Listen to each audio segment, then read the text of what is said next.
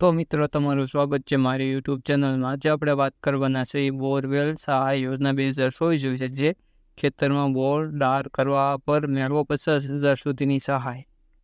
યોજના વિશેની માહિતી તમામ કયા ખેડૂતોને આ યોજનાનો લાભ મળશે, બોરવેલ યોજના 2024 માટે કયા કયા ડોક્યુમેન્ટ જરૂરી છે, આ યોજનામાં અરજી આપણે કેવી રીતે કરવી તેની પ્રક્રિયા વિશે આપણે આ વિડીયોની અંદર જોવાના છીએ। તો મિત્રો આપણે વિડીયો ચાલુ કરીએ।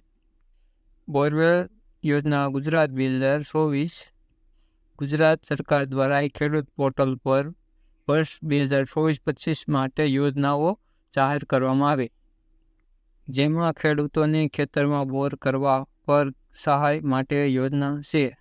આ યોજના અંતર્ગત ખેડૂતો પોતાના ખેતરમાં બોર દાર કરાવવો હોય તો સરકાર સહાય આપશે। આ યોજના વિશેની માહિતી।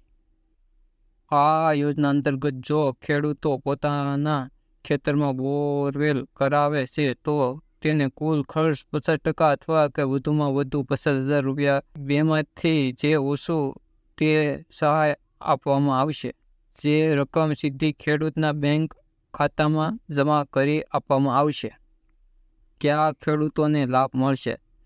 રાજ્યના તમામ એવા ખેડૂતોને આ યોજનાનો લાભ લઈ શકશે જે ઓઇલ પામની ખેતી કરતા હોય, જેમાં તમામ વર્ગના ખેડૂતોનો સમાવેશ થાય છે, જેમાં કે અનુસૂચિત જાતિ, અનુસૂચિત જનજાતિ, આર્થિક રીતે પછાત અથવા સામાન્ય વર્ગના ખેડૂતોનો તમામ ખેડૂતોને આ યોજનાનો લાભ મળશે।